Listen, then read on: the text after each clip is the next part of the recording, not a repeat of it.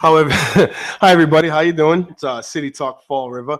Right before we hit the button to start things, we're always in conversation, and as soon as the thing goes zing, it cuts our conversation short. Nikki and I were almost in the middle of a good conversation just a second ago. Speaking of which, my name is Trot. Hello. Hello, good morning. I'm first today. Ladies before gentlemen. Nikki, that's me. I was like ready to say, this is why I go first. No, and this is Derek. Derek's mad that he didn't get to go first. I know. I pointed it. I said for Nikki Yeah, to that's go why he first. threw me all off. He was like, hey, I'm like, really? All meek, that meek lady that I am, all sweet. Like, okay, you can go first. Yeah, meek is probably the most least thing adjective you can make for Nikki. Yeah, I'm not meek. Not at all. So we actually, right before we hit the button, we were talking about the school committee. We're also talking about, actually, I was out last night and I got to see the city council elect out there. So people still out there talking, and I think the after effects of the election are still pretty strong. I got a phone call, actually, when Derek came to my apartment. I was on the phone. I got a phone call from somebody. Hey, Trot, don't give up, that kind of thing. Been hearing that a lot.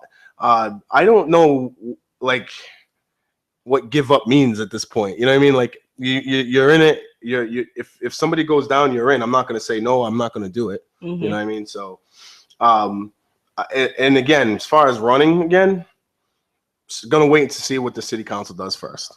I want to give it a shot. I mean, there's a lot of new faces in politics now. We got the new mayor, about four new councilors, 3 incumbents were gone. And Nikki, that school committee looks good right now. Yes, it does. It looks really good. I mean, that school committee looks great right now. That was the most exciting move, I think, was the change in school committee. So that right there, as a parent, makes me extremely happy. Yeah, I'm actually when I walked away from Remy's that night, I was looking at, like, because again, I wasn't sad at all, but I was looking at that school committee like, that's awesome. Mm-hmm. Yeah, there was 4 people on there that we thought were going to make a huge difference. Plus with Mayor-elect Jay Zilcaria, he's going to you have 5 people on that committee that's going to really commit to not only net school spending, because that Jay Zil's always been huge on that. You have the rest of the committee members that are going to really advocate for their students and really do some good things for the whole school department. So 2016 is going to be a very, very great year, and we're less than 2 months away. Mm-hmm. So can't wait. Me neither. Yeah, really looking forward to seeing what they do. Even the people who we feel are on Meg Mayo Brown's side, people like Mark Costa and Melissa Panchley, they still do a lot of work on the school committee. So if they're getting along, that could be a very strong school committee. That could still be a very strong absolutely. So I don't, I think all 3 of us believe that Meg Mayo Brown may not be the superintendent next year. I mean, that's what we all think. As a parent of a child in the Fall River school system, I hope Meg Mayo Brown leaves Fall River as quick as she possibly can and doesn't turn her head. And like I said, I've repeated myself several times. I've had a child in the school system, Fall River public school system, for 27 years, obviously not the same kid. I've seen the changes, and I can't wait. Like, I really, really am very, very excited. Like Joe Martins, for years, he's always been like the one guy when I'm watching meetings, I'm like, yeah, he gets it. He gets it. And I would always see the rest of them like squash him down. And I'm like, why aren't they paying attention to what he's saying? And what he's saying is right. So now I feel like finally we'll be able to hear him more because there is a different school committee. Joe Martins was the school committee head of Diamond.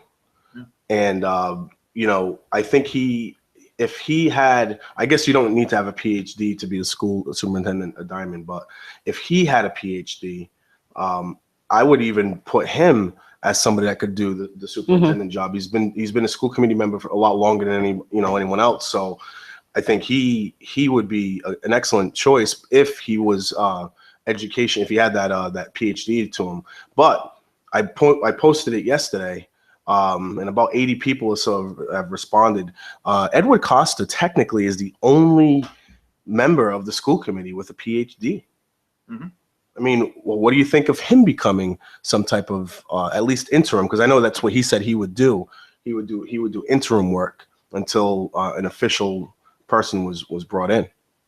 Well, I do like that he's on the school committee. I will say, when I was in high school, that's when I met Ed.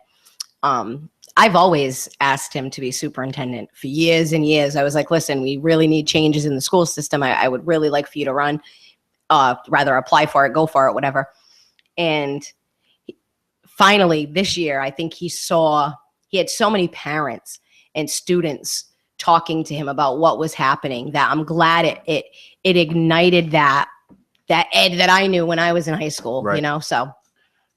I'm wondering if the catalyst was for all this was, you know, if the recall had something to do with the school committee as well, because, you know, I don't know how many, I'll be honest, I don't know how many parents have been always speaking out over the years about how the school system is, though, but I think you start to see a much bigger piece of, you know, you start to see a lot more people speaking out ever since the recall took place, when the recall first started, over a year ago. Now you have people that are becoming way more vocal, which is a great thing.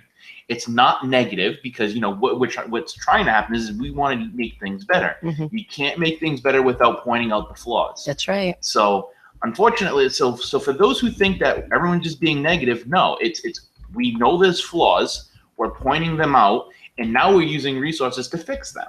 So I'm not sure if that, like I said, I'm not sure if the recall was the catalyst for all of this, or for all these parents to come out. But Ed listened. He basically had enough, and he did what he had to do. And look at him now, and look at him. He's now on the school committee. Once again, congratulations to him. Congratulations to everyone that got on, and I want to see some great changes. Hey, shout out to Danielle Roy, who messaged the thread asking if I'm feeling okay. How did the doctors go? I forgot about that. Didn't go to the doctors because when I checked my blood sugar, when you guys left, it was 417.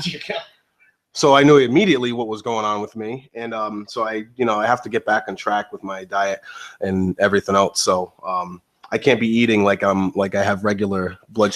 So that bowl of cereal problems. yesterday wasn't helpful. Probably not the best move that I made as far as that goes. We try to tell you that. But the man was hungry and the man had to eat. That's all I can say. He was so he was so hungry. He was hangry. Yeah, it's I have blood sugar and blood pressure issues, Danielle. So yeah, I gotta do better. So I have blood pressure issues too. Mine's is too low. It gets way too high. Nice. Mine's is too low. I see you strike me as someone that would have high blood pressure. And high blood pressure actually runs in my family.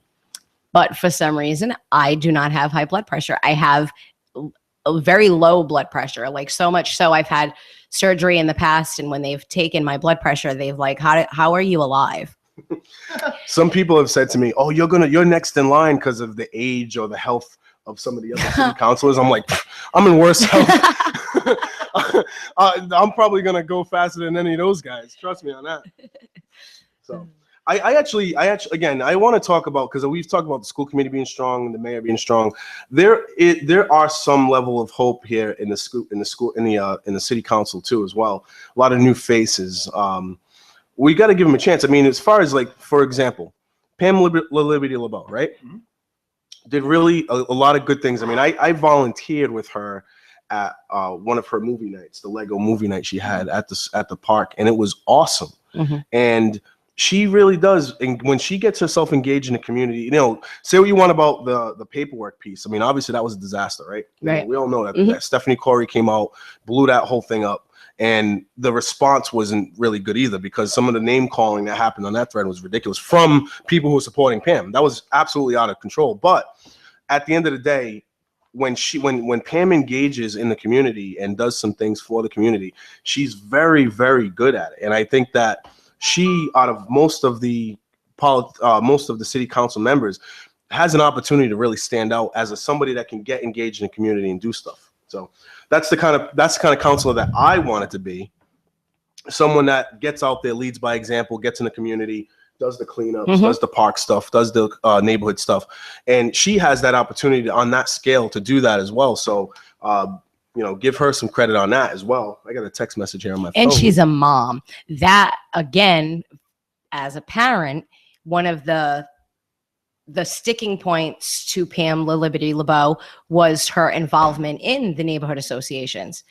And the fact, even because what I do, I'll go back and I'll just read I'll go years back in articles and just read what everybody did. You know what I mean? Are they doing all this stuff because they want a political career, or are they really invested in the city of Fall River? She's one of those people, personally, in my opinion. I think that she's invested in Fall River, even if it's for herself and her family. That to me speaks volumes, because for me, I don't want to make Fall River a better place for everybody else. I want to make it a better place for me and my family, triggering down to everybody else or trickling down to everybody else. But I still, it's for me and my family first. So the fact that she has children, we always talk about there is nothing for children to do in this city. So eventually they get hooked, not all, but they eventually get hooked on drugs. So that's what I'm most excited about having her in office for. What are we going to do to make our children busy? How can we get them involved? So that's a big plus. I'm excited about. I went to the youth violence prevention that forum group. Yeah, that was at the Boys Club a couple of days ago. One of the topics we talked about was youth employment, and in the education system, which I was surprised to hear and actually happy to hear, they have job postings at the schools, and they also have some level of classes or programs that help people get ready for interviews, get ready to fill out applications, things like that. I would like to see, when I was a kid, we had CETA, which was huge. I remember every summer we would all get together and sign up for CETA and get jobs. I'd like to see some activity, at least, in getting that childhood employment back in this area, just to get kids used to working and in that job market, because jobs are a very, very important piece to all of this as far as piecing our city back together. We're one of the worst, unemployment situations in the entire state. And I think getting kids early on to start working is good, as well as having some after extracurricular stuff such as sports or whatever it is that we can get into. I just know for a fact that when I was in high school, I played, I wrestled, I played football my freshman year. And then once I could work, I didn't even pay attention to sports anymore. I needed to work because of the money situation that our family was in. So for me, getting a job was very, very helpful to build my work ethic as a young kid. And then obviously get into the military, that added to that. And, I have that same work ethic now. So they need to start sooner though. I like those programs. However, when we go back, if you go back to the middle school aged kids, how great would it be to get elementary and middle school aged kids doing some kind of volunteer work within the city of Fall River? Absolutely. It's not just about money. We don't want that just to be the thing that they want to go out for. And if it's just at the high school level, we're still missing such a big chunk of the kids in the city. I don't want money to, you know how I am about money and politics. Come on. But I don't want money to be completely ignored in all this. I think the importance of earning needs to also be how about credits for school? Yeah, maybe fine. Some kind of a credit program where they get extra credits in school. Absolutely. But see, this is something that I do in my job as well. When I work with parents, I talk about your child right now feels entitled to things, which is why when they don't get their way, they have tantrums, because they literally don't know the concept of earning. You know what I mean? So I appreciate that concept of earning. So, and I think that's a valuable tool for a child to have, whether they earn credits, right, like you're saying, absolutely, or whether they understand the concept of earning money, whatever it is that you want to get a child reward. in that thought process of, if I want something, I need to work for it. Instead of I want something, you better give it to me. Right. That's because there are adults that have that mentality now. We've shifted. We've almost shifted where now adults have that same mentality that a child has, an entitlement. And that's where I said about the monetary thing. You have people who say, I won't do that job. That job's not worth the money for me. Absolutely. Whereas if you need to feed your family, it doesn't matter if it's $9 or $15, you feed your family. I mean, I'm 100%. See, I remember people used to get mad at me because I'd agree with you a lot. But Yep. if you're right, Nikki. That's all I'm saying. Well, see, the thing of it is where we both disagreed at the beginning. When we discussed it further, we found common ground. What? You believe that?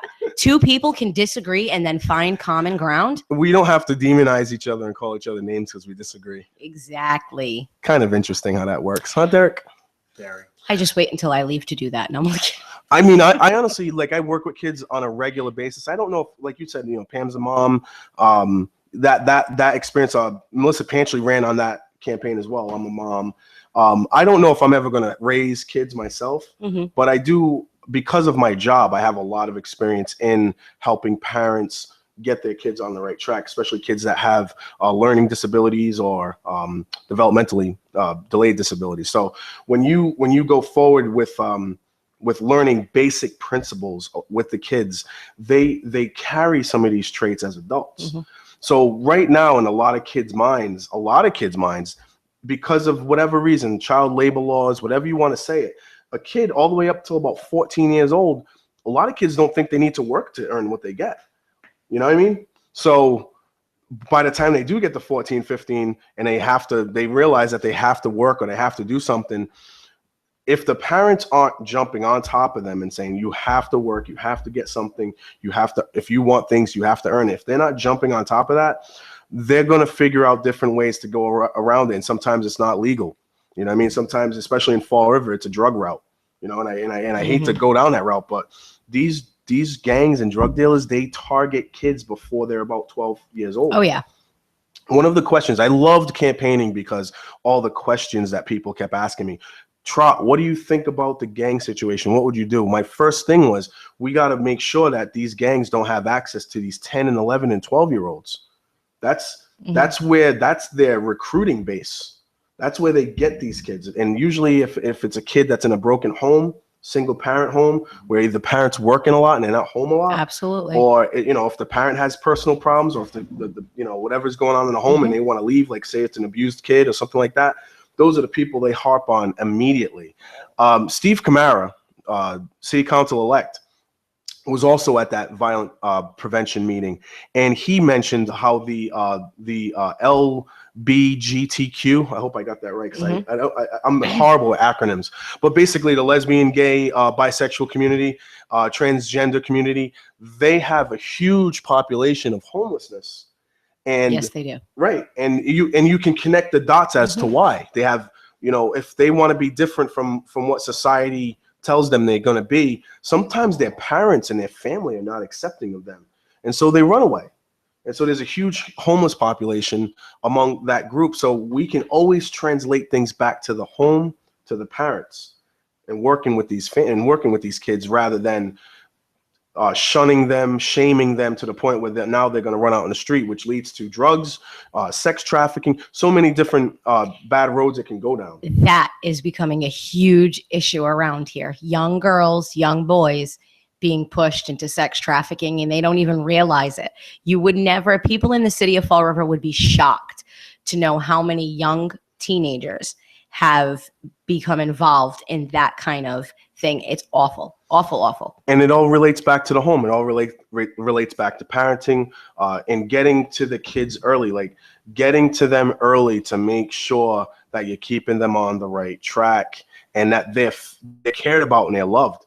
I can't give details away of any of my cases with my families, but I have one where I just made a couple of little tweaks as to how to communicate with them. And all of a sudden, all these tantrums, everything goes away. And the mom turned to me and was like, I can't believe that I was such a bad parent. And I'm like, you're not a bad parent. It's about communication.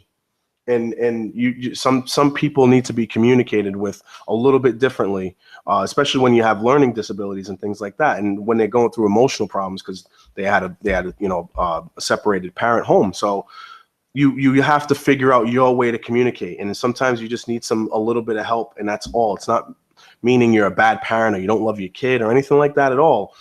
We just all need help sometimes. There are a lot of children in Fall River too who do not have parents at all.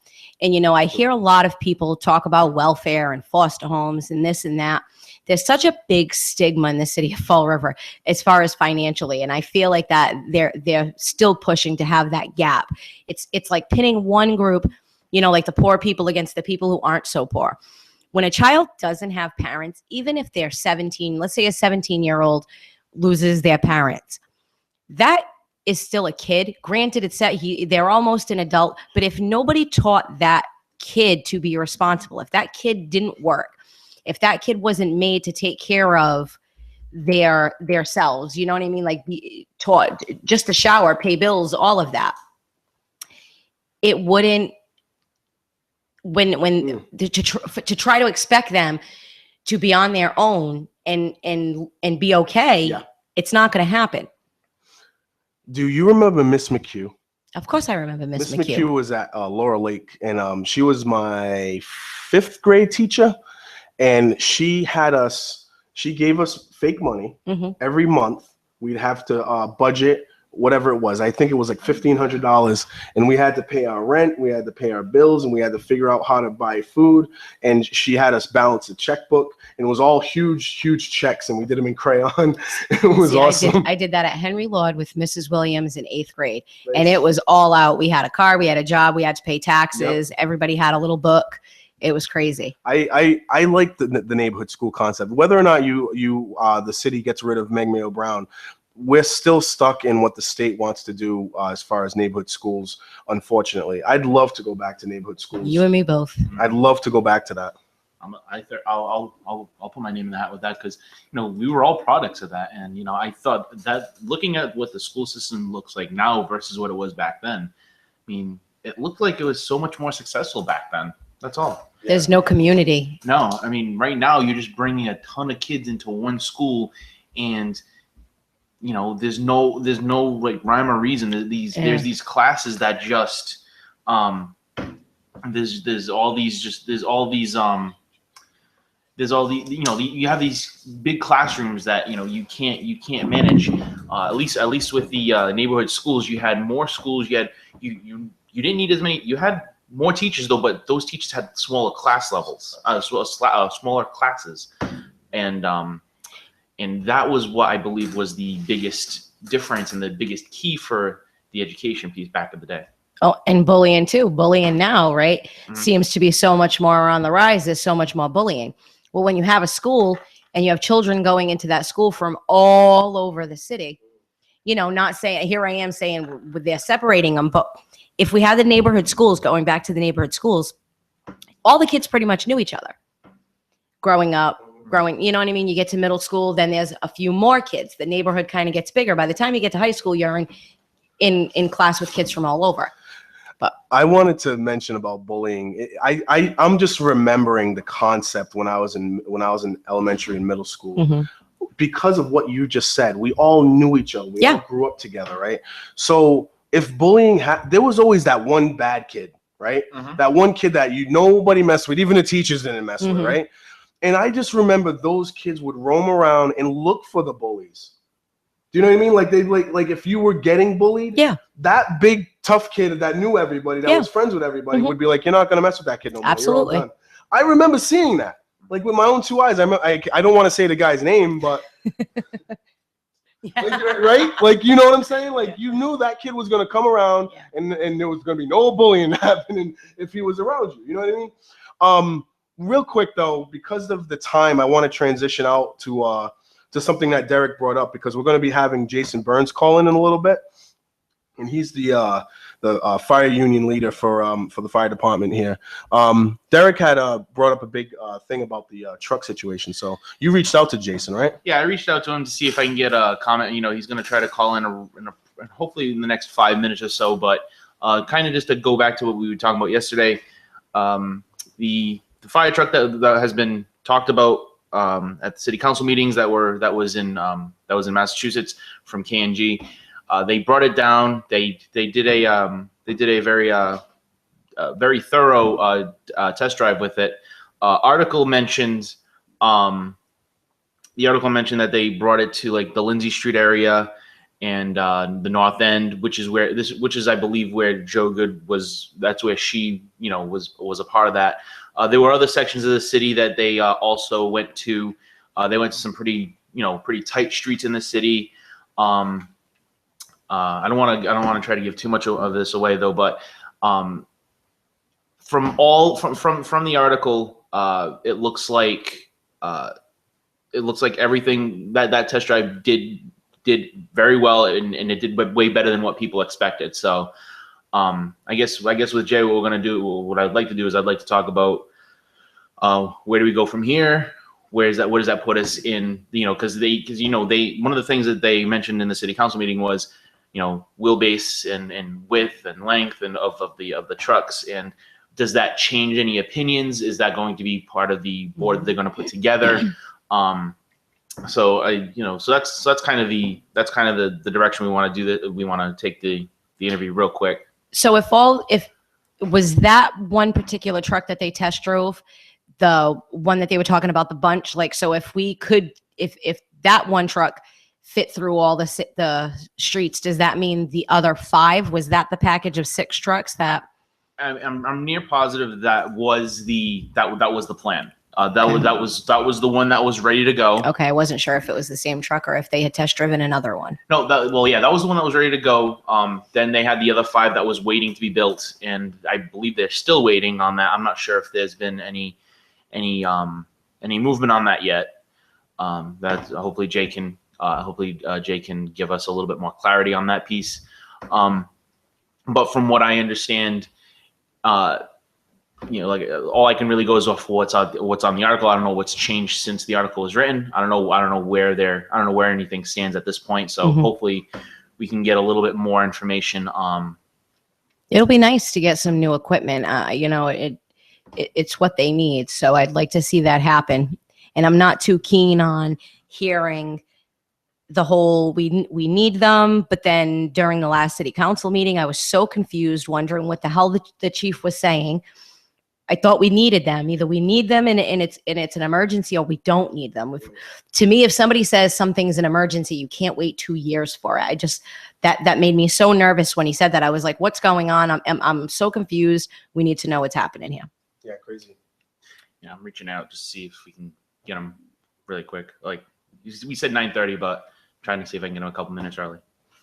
See, now he's not going to appreciate that. I mean, he's not going to appreciate you poking and prodding. He said, "I'll be here 9:30." let him call in at 9:30. Give the man a break. The man's probably out there saving people's lives as we speak. What are we doing? Sitting in my house eating food I shouldn't be eating and talking on radio. Really, let the man call in when he got the time, man. Diabetic thing. Yeah, and here I am eating.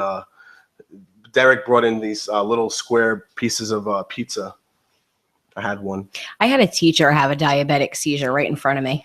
Yeah, it's tough. It's awful. Tough to watch. Yeah, it's tough to watch. When the sugar's too low, the slurred speech and they look like they're on drugs. Really. Well, I could just see he was an older gentleman, Mr. LaCava, for anybody who knows him.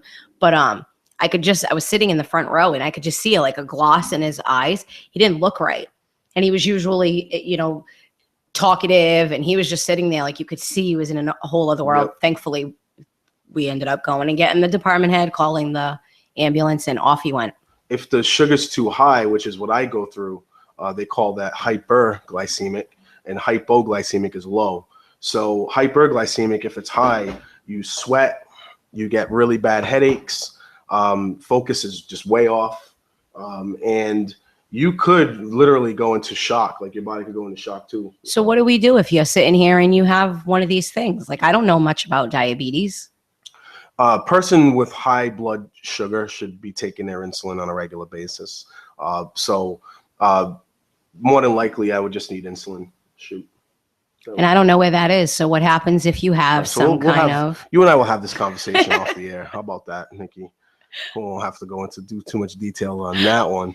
Oh my goodness, Jay Burns. It's 9:30. Where's Jay Burns? Derek, you gonna call him?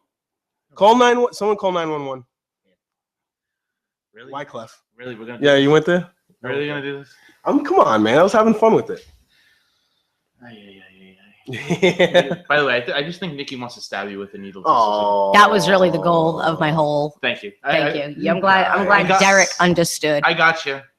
Usually it's usually us who Yeah. get the joke, And then Trot's like, what's going on? and What's going on? and literally Trot is in the middle, Mhm. looking at us like, what is going on? I'm like, That'll teach him for being in the middle. Nikki, her eyes get big, you know, when she's on the warpath. So maybe when I'm being nice this week. They have until Monday, and then I'm right back at it. Because nobody's being sworn in until January. So my mission didn't end with the election day. Sorry, folks. True story. Before, if Jay does call in, we'll put it on hold. But I got an article here. The Teachers Union, Fall River Teachers Union president joins group calling for education funding reform. The state's 22-year-old funding formula understates the true cost of public education by more than $1 billion annually, according to a group of lawmakers and education experts who unveiled a new plan Monday. And we have the State Senator Sonia Chang Diaz. We've been seeing increasing warning signs of recent years, accumulating school budget cuts, the fraying of the system that's brought us so far since 1993, stagnant achievement gaps, and growing social inequality. So I just got a letter from Nikki who said the school's funding formula is just 1 year younger than Jazel Correa. The Funding Budget Review Commission, a group led by the state legislator, gathered Monday at the State House to release its report on updating the school funding formula. The report's recommendations, if adopted, would significantly overhaul the formula for the first time since it was adopted as part of the state's 1993 Education Reform Act. You know what? It does look like it needs to be updated. Of course it does. I mean, my goodness. Because 22 years, you'd think. Yeah. 22 years worth of education hello. Hey, at least it didn't go as long as the charter. Yeah, true story. Because it could have, probably. So implementing the report's recommendations to address health insurance and special education costs would result in a $431.7 million increase in Chapter 70 education aid statewide, while districts across Massachusetts would see their required contributions to their school budgets rise by a combined $136 million. So looking at a huge influx of money there. I hope it goes to the classrooms. Yeah. It should go to the classrooms. I hope it goes we need to hold supplies. everybody's feet to the fire. That's all there is to it. The more people pay attention, the more people open their mouth. Have you guys been approached yet by the people who are walking around with petitions to get tax raises for school education and stuff like that? Nope. I have not. All right. So when I was actually with my mom, standing outside with her for something, and someone came up to us with the petition. They talked to me for a minute, and it said something about tax raise. So I asked them a couple of questions, and then they walked away. They didn't give it to me because Really? of the questions that I asked. Unfortunate. They knew I weren't going to sign it. So then we were in front of Laterno, and another person came up to, it was Laterno on election day, came up to me with that same petition, and I asked them another question. I said, where does it show the allocation of that tax money? Mm-hmm. And he said, oh, it shows it right here. And it just said public education. And there wasn't any. Yeah. Nope. It's too vague for me. Mm-hmm. I don't want to have a tax raise to give administrators admins. more money. Yep. I want if it said funding for school supplies, if it said funding for something to that nature, where working towards smaller classrooms or something to that nature, I would be more inclined to sign that petition than something that's very general that says public education. Yes? I am leery of anything that says we need to raise the taxes. Before we do anything, we need to look at spending. What are we spending? Do we even really need to get of our funding, more yes. money? You know what I mean? They need to look at how much they're spending. That's the thing. You know, Same thing in every budget. And I'm noticing it's such a trend where, we just need more. But no, you need to go through the budget first, see where you can make cuts. And you can't just say, I can't make cuts. You have to say to yourself, okay, I have to make cuts right now. What do I cut? Give yourself no choice, and then you'll see miraculously that things can be cut. If contracts and the collective bargaining is a barrier to making significant cuts, then that's perfectly fine. It's okay to say that, but we still want to see the numbers. We still want to see, the public still wants to see those numbers, regardless of whether or not we can touch them or not. So we know exactly what's going on. So the next time there is a CBA and, people can be actively involved in knowing what the process is. So we can all know what is going on. I remember, I don't want to say the person's names, I won't throw them under a bus, but the person said to me, if we had any opportunity to take care of the salaries and make them more fair for everybody, we wouldn't even have to raise taxes this year. Said that to me. I believe it. So I've gone through the budget. Anybody who goes through that budget with a fine tooth comb can clearly see that you can absolutely make the cuts. You can absolutely, there's so many things in there that's just, because when you look, they hand them the budget and they're like, oh, this is the budget, this is what needs to be spent. Well, and anybody can do this, and I advise you to do it. Don't take my word for it. Check it out for yourself. You look, I went through like 7 years worth of budgets.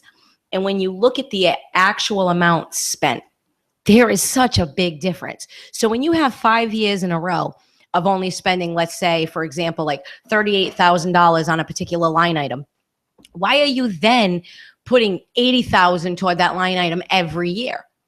It doesn't make any sense to me. So those are the things that need to be cut when they say, oh, we're spending all this money. No, they're not, because that's how they can come out with all this free cash later on. But it looks like that is the intentional piece. They want to be able to say they have that free cash. So they have that moment that they say, oh, we can blow $1 million here, or we can put $1 million there. And, one of the line items that always sticks out to me is the harbor master. How they always have 10 grand put away for fuel, and for the last 2 years, I don't even think he's gone over 2 grand. It was $2,000, I believe. Yeah. So what? So all right, fine. He's using 2 grand, and you keep budgeting 10. Put it to 5. But where does it go when he's not? Does it stay within the harbor master, or does that money go right back into the general fund?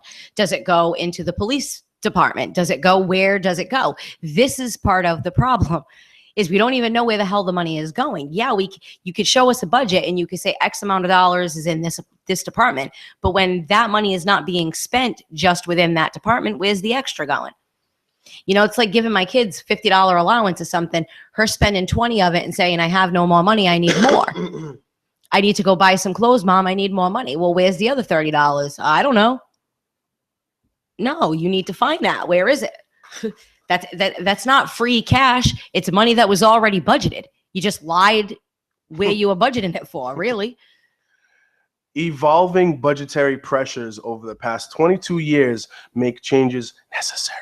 Commission members said, all right, I'll say it again. Make changes necessary. Commission members said, never mind. The new formula, they said, would more accurately reflect the cost of health insurance and special education while providing more funding to school districts with high concentrations of low-income students and students in English language learners programs. Now, let's talk about the gateway city thing, right? So let's be real about it, right? They've gentrified Boston, right? They've pushed a lot of the poor, a lot of people, a lot of economically struggling families out of Boston into, quote, the gateway areas, places such as New Bedford, Fall River, Taunton, Brockton. We are in a situation where these schools are going to have a higher burden of socioeconomical problems. So Providence. This whole situation here is all interrelated. Yeah, Nikki pointed out Providence and Pawtucket as well to me. Yep. This whole situation here, it's all interrelated. So they have to, when they said evolving budgetary pressures, that quote, that to me points out the fact that of the gentrification of Boston and how the pressure on these other cities are doing it. Now I see it firsthand there. I see it firsthand. Children that have severe emotional problems, behavioral problems that need to go to a specialized school that the school department has to pay for, and they'll say, "Oh no, we can't." Oh no, he's doing fine. We'll take care of him here, because they don't want to pay, or they can't pay to have them put in a specialized program, such as Bradley School, the one up in the May Institute, and some other places out there, South Coast Collaborative. Yeah. There's a lot of schools out there that are equipped to handle these children, but because of the costs, it's you have a bunch of these children still in the regular schools with staffing that can't handle it, and it causes more problems, and it gets out of hand. Sure does, and it takes away from the children who do not have any behavioral issues and it stops them from learning. Once upon a time, a teacher was able to take a student out of a classroom, put them in the corner or what have you, make them write. They can't really do that anymore. They literally have to sit there and try to deal with the student in the classroom. So meanwhile, my student is watching that one particular student get all the attention in the world. And attention is one of the biggest reinforcers to poor behavior for a child. So if you're giving a child bad behavior, if you're giving a child of bad behavior attention, it actually encourages other kids to act out as well, so they can get attention too. Yep. So it's like a seed that kind of gets planted, and then it goes all over the place. And again, sometimes you need to give a child who's acting poorly attention, but if you have a huge classroom and you don't have the time or the staffing to handle it, your resources get pulled in so many different directions. So this evolving budgetary pressure that they're talking about in this article here, that's, to me, that relates right directly to the situation we just mentioned just now. So, man, it's 9:42. What are we gonna do? No, that rhymed, by the way. So back to this. Show is on fire. Yeah, there you go. Millions of dollars across the Commonwealth will be freed up to be spent on what our students need. And that's State Rep Alice Piesh. I'm not sure if I got that right. She's the House co-chair of the commission. Fall River Education Association President Rebecca Cusick, who taught for 22 years, 1 year less than our current mayor-elect, said new resources could be used to reduce class sizes, increase extended day programs, and expand support networks for students with emotional needs. If they are able to do that, if they are able to use those, quote, new resources to do those kind of things, then I might be on board with it, but we need to see the allocation. I want to see where I want to see where the old resources. Like I just don't understand how. Like it always sounds good, but it's just you're already getting millions and millions and millions of dollars. More money is not going to solve the problem. I just don't get that concept. You want me to tell my opinion? This No Child Left Behind Act is what screwed my kid. Yep. Okay, that's as much as we all love the No Child Left Behind Act. The No Child Left Behind Act made it so that children who aren't learning as quickly or who don't care to learn get the same as my child. That might seem great on the outside, but when you have a classroom of students that want to learn, and you have a small section of those students who don't want to learn, you should be able to leave those kids behind if they don't want to learn. And if they don't want to learn, you talk to their parents, and you make their parents responsible for their education. Ron Paul, and I was looking for the exact quote, but I'm paraphrasing here, but I believe it was Ron Paul that said, most of the time, if a program is named something, it usually is the opposite of what it is, right? So if it's No Child Left Behind, you're probably going to see some children left behind. If it's the Patriot Act, then it's probably going to go against your civil liberties. So at any rate, oh yeah, that's right. So at any rate, when you have the absolute 100% right mentality to look at this skeptically, you have to. Yeah. You have to. So let's continue on, shall we? Okay, good. The needs of children in gateway communities like mine are significant and are getting more significant every day. I didn't even read this article. I'm reading this article brand new, just with the rest of you guys. And for them to bring up the gateway community situation, This is exactly where we're talking about here, right? Are getting more significant every day. Many of our students live in economic insecurity, and they deal with the chronic stress associated with the stresses of poverty. Additional resources would be a huge benefit to us in meeting the needs of our most vulnerable students and allowing them to focus on their education. So again, Nikki's shaking her head. Well, because I don't understand how more money is going to help these kids that are poor. You're not giving the kids the money. How, so you're a teacher and you're going to need more, like I love teachers. So I'm not even, I take that back because it's not just the teachers. It's usually the administrators. It's the allocation of the funding, Nikki. Like, it just drives me crazy like that. It drives me nuts. It really does. It's the allocation. We need to see where it's going because like I said before to you, there are a lot of kids right now in New Bedford High, in Durfee, wherever you go, that the school system doesn't have the money to send them to the schools that are equipped to handle children with behavior. So if this, quote, additional resources is being used to send these children to these day programs, and again, it does say increase day, it said increase extended day programs and expand support networks. So if these resources are used for that, then it is, and it can be, a valuable situation.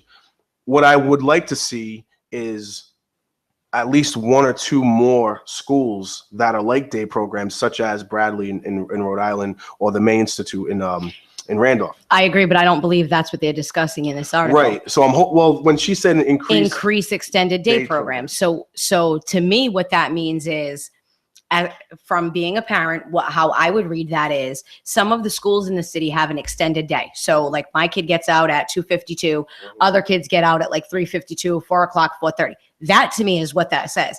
And I'm going to tell you, they've had that program too for around maybe 15, 20 years. If it worked, why is it taking 15, 20 years to completely do it? That tells me it can't be working that good. It's just another way for them to pad their pockets. If they pad their pockets with this, then I'm pretty sure nowadays we'll see that happen. But we got to keep we got to find where the old padding is first. We got to keep an article like this in hand, because now we can say to them, look, this is what you said you were going to use this money for. And now we notice, and we can look at the budgets now and know who's getting this and who's getting that. Now we have a more raised awareness as to what's going on here. Rising costs of employee health insurance coverage. Remember that $22 million shifted over, and special education have led to drastically increased non-discretionary spending in school districts over the past several years. Those fixed costs, commission members said, have eaten up funding initially intended for use in the classroom and on other student services. I have to read that one again.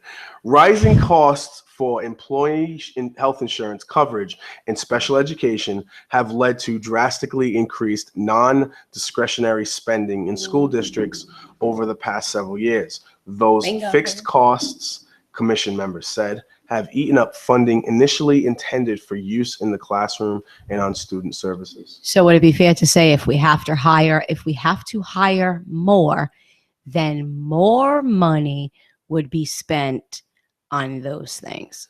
Because health insurance is going to have to cover every single person. Okay, just saying. Yeah, so if they do open up a school with a day program, it's going to have more increased insurance and things. And eat up more of the budget. And we don't even have to go that far. We just have to go as far as saying if they just open up another school, period, like what they want to do with, I believe it was the Westall. That's going to be more teachers in there, more everything, and more. Oh yeah. So it's all gonna eat away.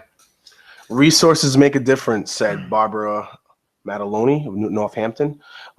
She's part of the Massachusetts Teachers Association, the largest teachers union in the state.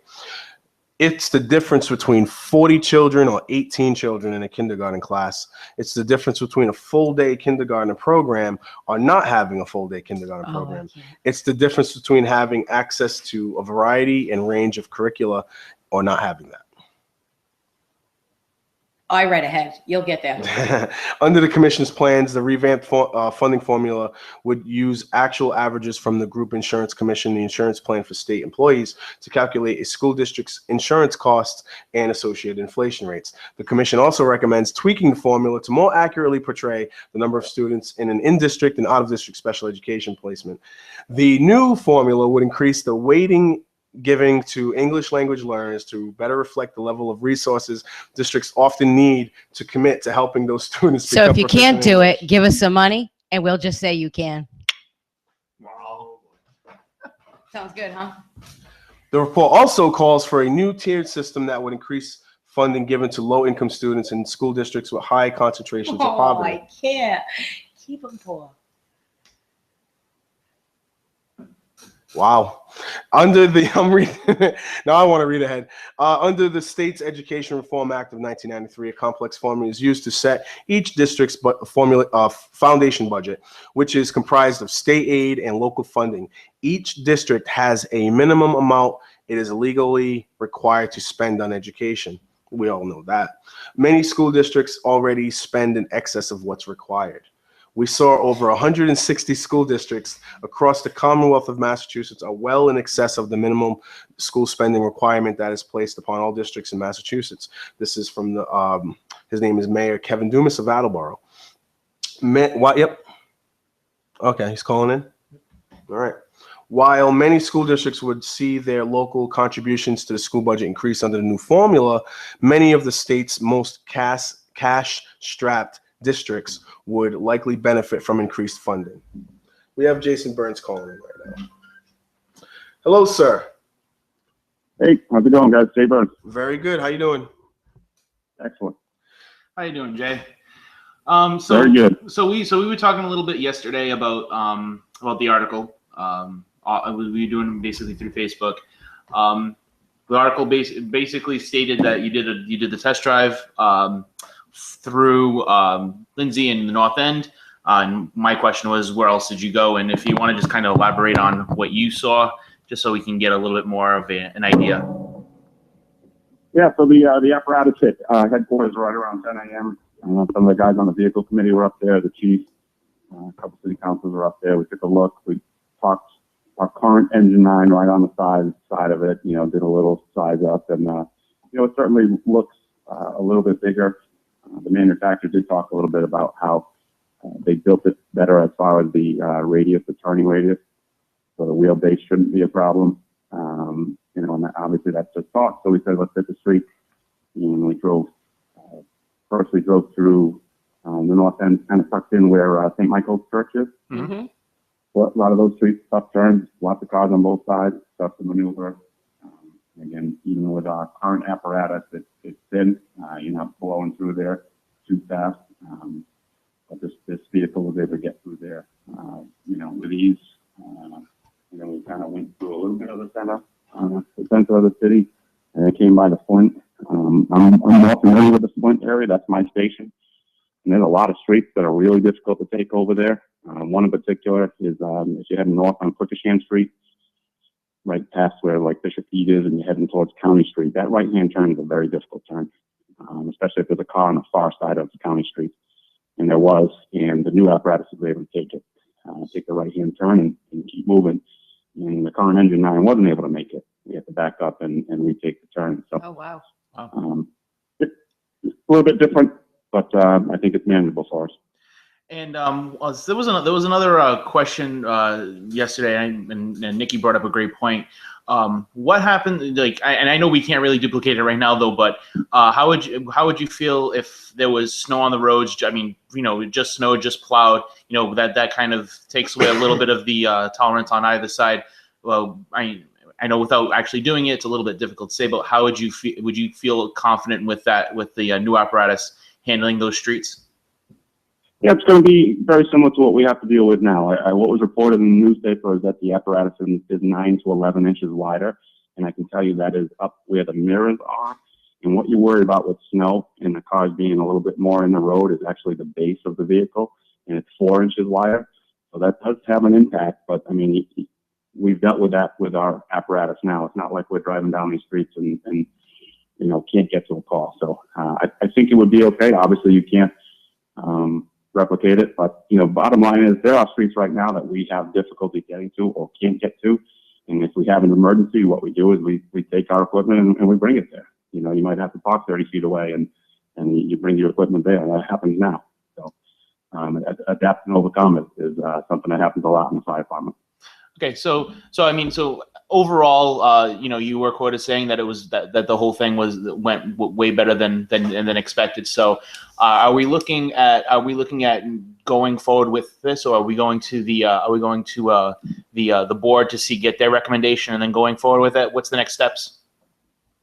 We have a couple more companies coming in. I believe we have a company coming in on Monday, and another company coming in on the following Friday. And then even that following Monday. So I think we got 3 more companies, kind of like a competitive bid situation. There's a lot of these companies that have demos, so they're ready, for us to see it right now. And the vehicle committee and then the chief is really going to be the ultimate decider on where we go. I hope that the guys who are actually going to be on the apparatus and the guys who are going to be utilizing it have a say. That's always my goal.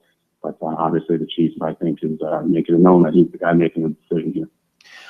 So and then the another question is that the truck that you did test drive, we just want to make sure those are the same trucks that were in Pennsylvania. That was those that were in mid production, and that is that same kind of style over there.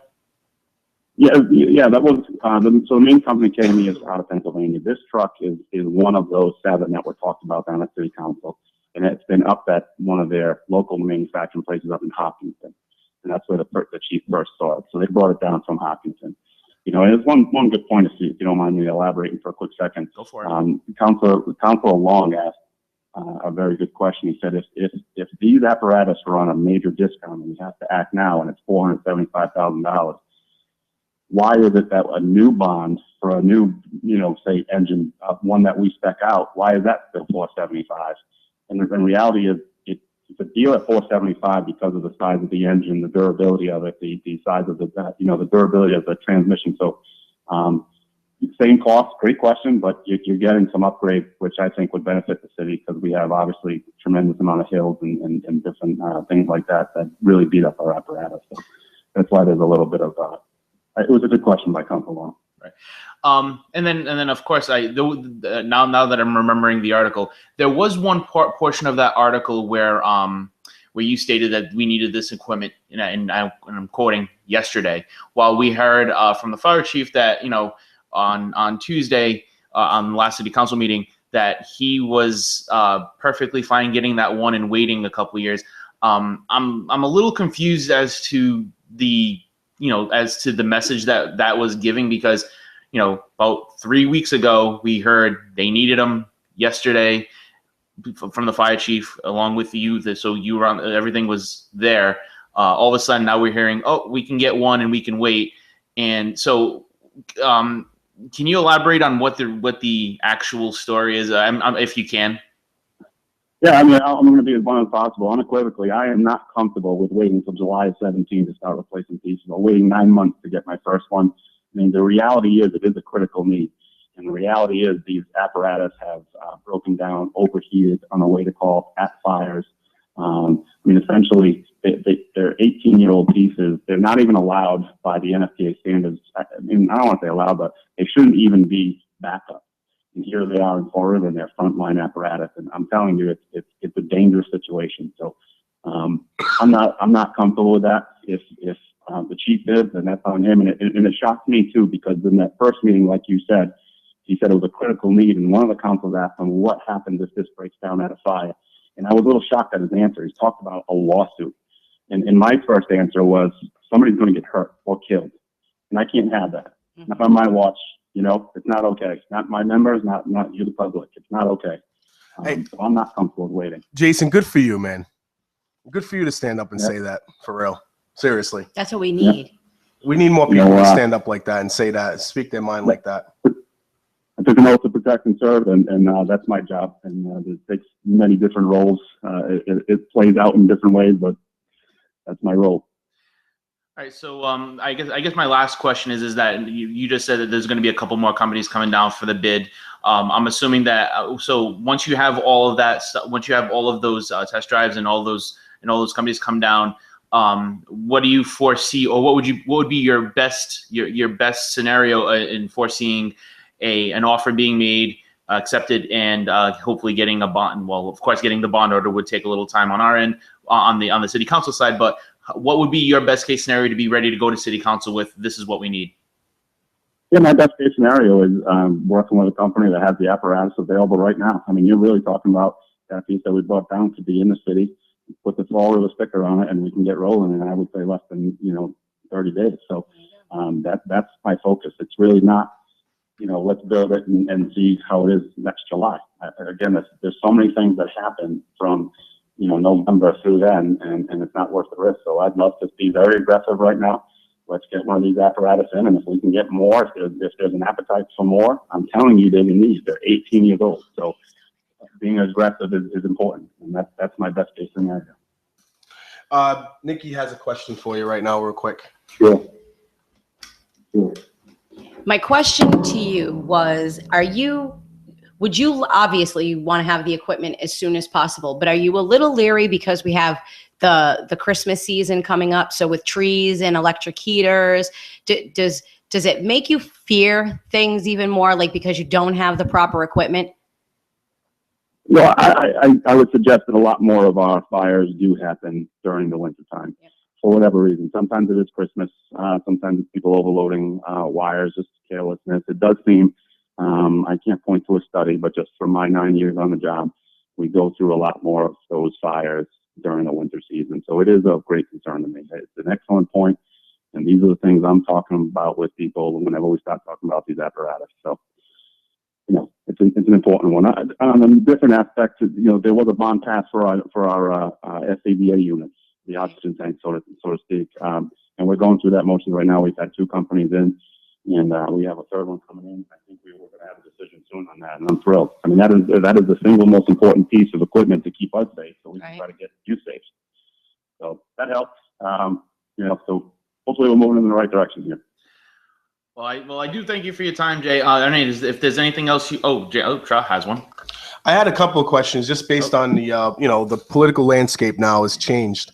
So sure. before we let you go, I just want to know what do you anticipate is going to be different now with the new leadership? You have a new you have a new city council, a new mayor now. What do you feel is going to be different? What's the differences now that you see in the future? Obviously with Jazel, my knee-jerk reaction is he's cut from a different cloth. He's not. I've been involved in many conversations with people recently, and we've got a lot of the same politicians cut from the same cloth, the same box, so to speak. And Sutter, good guy, but he's cut from that same cloth.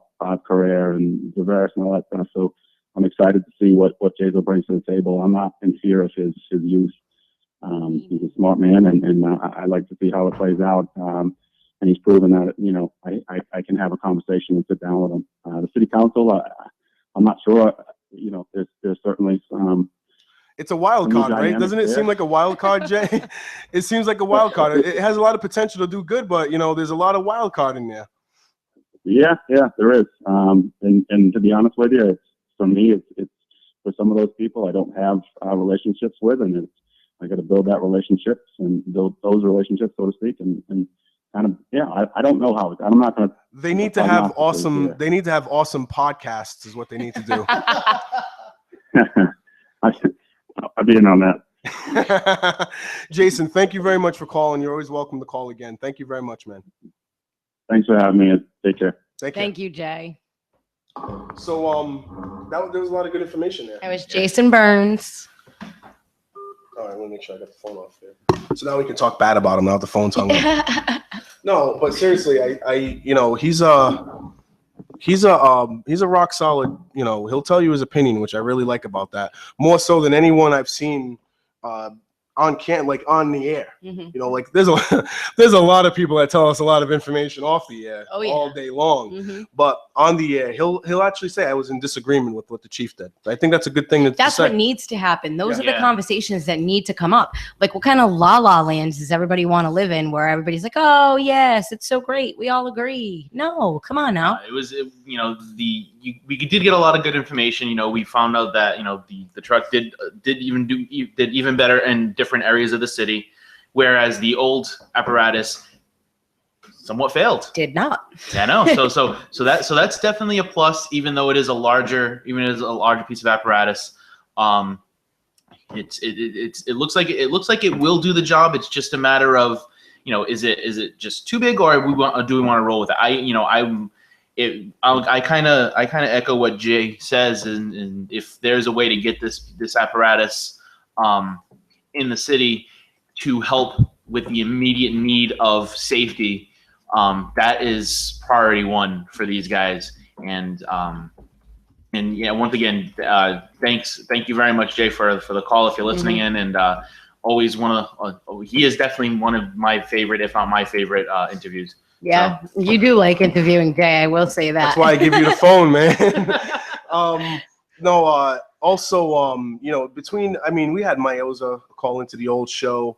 Obviously Jay's Dan career. Rigo's even called into the old Dan show. Rigo. We've had Dan Rigo. But yeah, Jason Burns is right up there as far as one of the best interviews we were able to get, because and it's all him. It's because he decides that, you know what, the truth needs to be said. I'm going to say it, which that's on him, you know. So I like that a lot. I do too. I like the fact that he's comfortable enough to call in and talk just like he'd call into any other media and speak. So I appreciate that. We need more candid conversation out there. He wasn't ragging on anybody or anything like that. He's being honest. But he's just giving us his honest opinion. That's it. He's being honest. We need more of that. We need plenty of that, and that's the only way we really all this move forward conversation, right? If we're really going to move forward, we need to keep it real. We need to be real. Tonka trucks are coming out soon to help out with the fire department soon. You know, they need to make a pink Tonka truck. Really? Yes. You ready for that? I was so jealous as a child when my brother got all his Tonka trucks. You remember the big one, the nice big one? I want one. The breast cancer awareness stuff now, See? You can get away with that now. See? You can get away with that reasonably. I should call someone and let them know what I think. You're too funny. Yeah, because we all know you like to keep your viewpoint to yourself. So somebody wanted to know, Nikki, if someone can explain the transfer station situation to you. I was going to talk about this. Good. Well, it got misconstrued though, that whole transfer station thing, because if I'm correct in the way that I understood it, when Michelle Dion came forward to discuss it, it was more on a level of just yard waste. Or am I wrong? Like when I've looked into what she has said, I didn't realize it was a solid waste transfer station. I was under the impression it was just for composting. It was a composting thing, not a transfer station. Just to get in the definition of it, is a place where our trash goes to be separated. That's it. It's just where they go, bunch of people, and they say, okay, this plastic piece goes here, this goes here. They just separate it. That's what a transfer station is. It's to transfer your trash and recycling to another place. So when Michelle Dion spoke about the transfer, I don't even want to say she said a transfer station. It was more of a compost thing. Or am I wrong? Am I wrong about this? I think she talked about a lot of different things, because she did talk about the transfer station. She did talk about waste energy. Okay. She talked about a lot of things all at once, which I think if you're going to do that kind of thing, you want to have it all encompassing, so you can get the biggest amount of but they're all different. So you can't lob a waste to energy facility in with a transfer station. Completely different definitions. You know, a transfer station, and let's be real, I've said it a million times, we already have one in the city of Fall River on Airport Road.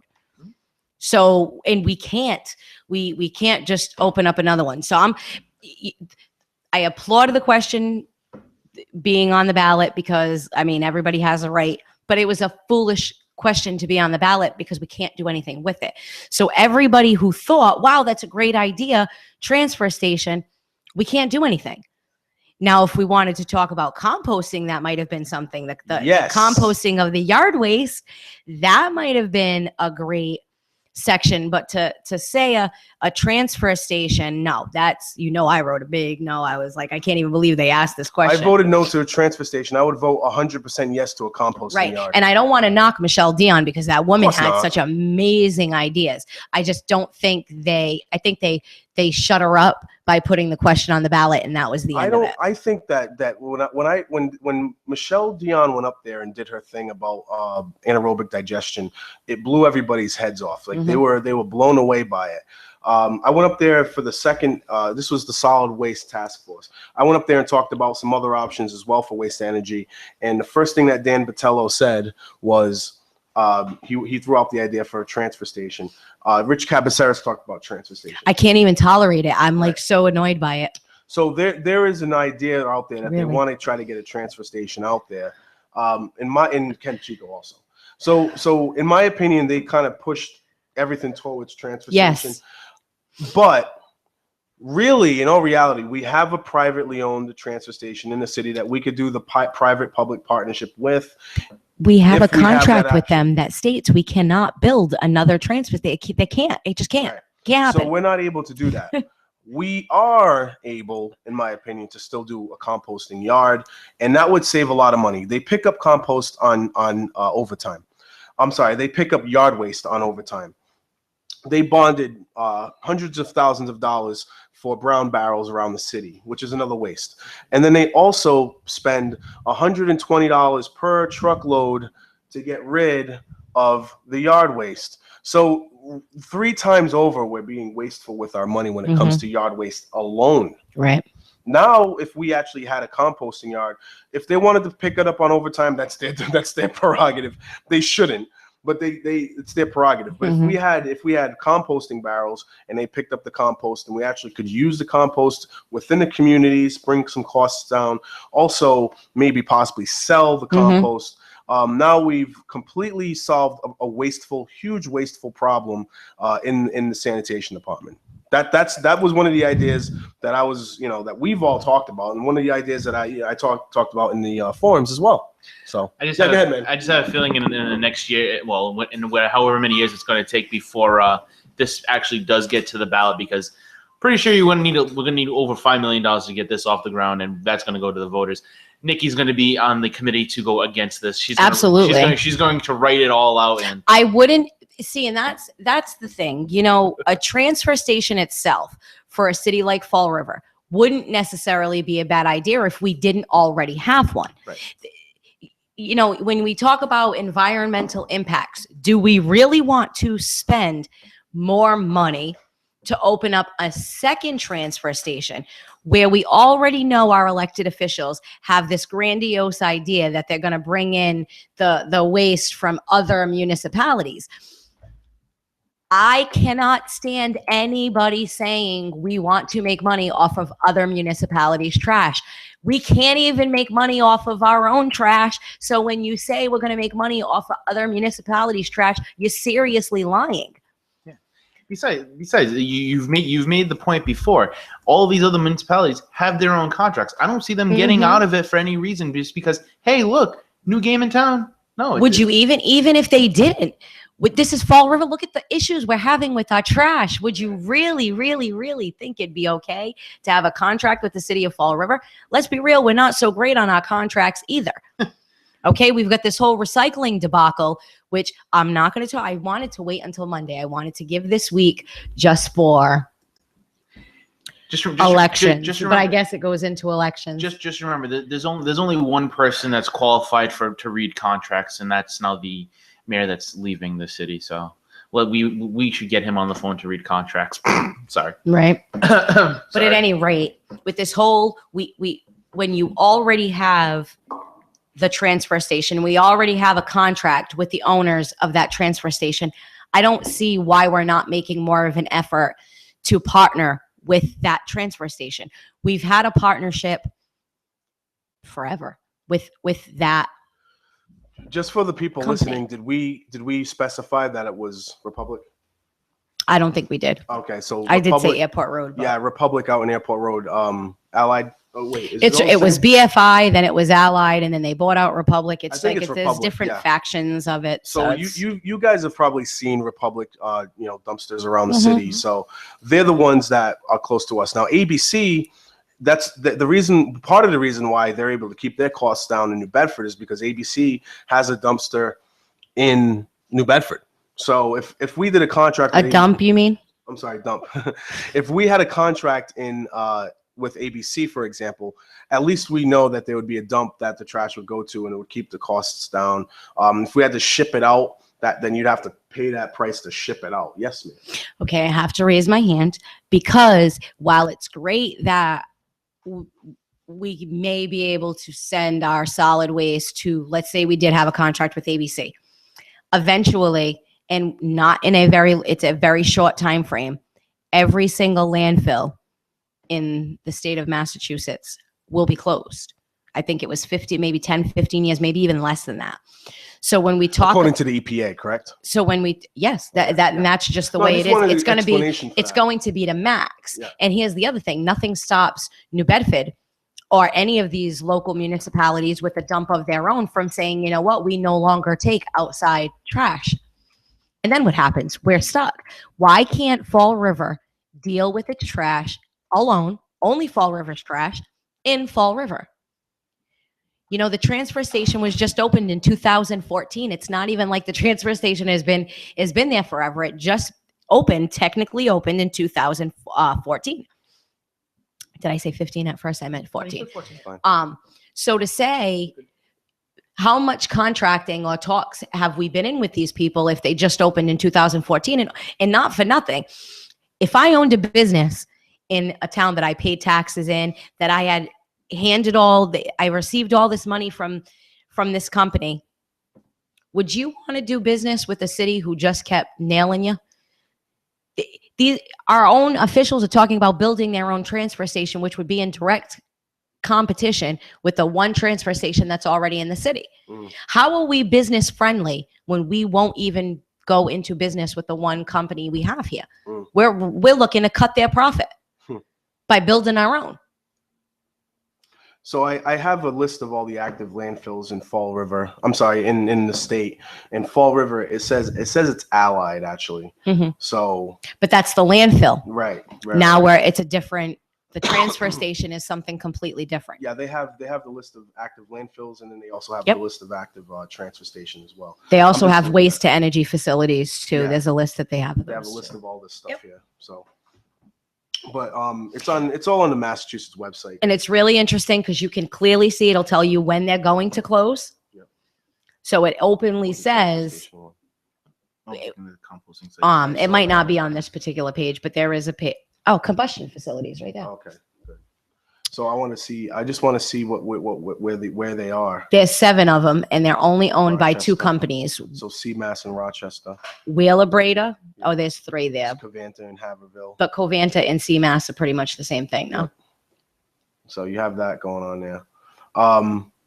It's to me, it's like if the EPA is gonna mandate us to close down our landfills, then they're mandating us to basically pay out to somewhere else, to ship it somewhere else. Or to reduce what you use, reduce, recycle. Like those are the... Before they make people shut down landfills, they at least need to see if the cities have decided upon a usable or a feasible plan. They haven't. Fall River, come on. They haven't at all. And that's what's frustrating. They want to do all these things, but they're not planning it. So I think the EPA needs to really decide if what they're doing is actually helpful or it's going to be harmful, because a lot of cities are going to go under. Well, you see, that's the whole other thing. When you look at the EPA and you look at the people who used to work for the EPA, and then you look at the companies that the people who used to work for the EPA work for now, again, you can connect many dots. Yeah. Trash is a big business in the country, in the world. Right. I can't even say it's just a local. It is a huge moneymaker. I'm having trouble with the EPA doing these mandates and these cities not being ready, such as the CSO project, right? I'm just and not funding these people, right? So I'm having a lot of trouble like understanding where the EPA is coming from if they're not actually working with cities, at least saying, hey, Fall River has this dynamic, you can do this here. Because look, what happens, right? We can't do anything with our incinerator because of the EPA, right? Well, it wasn't because of the EPA. It was because the actions of our elected officials that lead the EPA to do what they do. But we had opportunities to upgrade the. Yes, we did. upgrade the incinerator, and we chose, I guess it was Lambert administration, I'm guessing, chose not to go down that route, right? Was it that $13 million that you were talking about last week? No, Flanagan's the one who had the tower taken down. Oh, that guy. And it was in a rush, a very quick that guy. rush. What? All right. So that $13 million that you were talking about last week, that the city of Fall River sued the landfill to get because tipping fees. Well, because host fees. It was host fees. Well, technically, it was neither. It was the fill that the landfill used. It's just that Fall River got the bright idea because another city had won some money from the company. They were like, oh, well, they got some cash. Let's see if we can get some. And they did, to the tune of $13 million. But we could have used that $13 million to come up with something that would we be able to use today. That $13 million could have built a transfer station all those years ago. Now, remember, this transfer station at Allied only opened to 2014. So that was 10 years ago, did I say? It was a little while I forgot how many years ago. I think it was 10 because it was like $1 million a year they could have spent. $13 million we received in a lawsuit from Allied Republic. 04, if I'm not mistaken. And it was 04 because we were trying to figure out who the city councils back then. A little ridiculous to say that we received that $13 million and not one penny of it went back into solid waste. It sure as heck went into the general fund now, did it? All these little pensions that some of these people are collecting now. That's what it helped to create. It didn't help to go into our solid waste. They could have took that $13 million.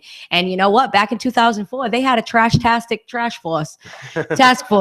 So and it's gone all the way back. Like I really couldn't even believe. I was like, oh my gosh, they really had a solid waste task force. So what the hell have these task force have been doing all these years? Right. So let's, you know what I mean? $13 million and still nothing's done. It's just to pad their pockets. That's all it is. Crazy, man. Nobody could tell me otherwise. So now we're in a situation where if the EPA is a barrier for us to do something with our trash, then it's counterproductive, in my opinion. I think that the EPA in many cases is working against Fall River, not just Fall River, but other cities that are trying to figure out what to do.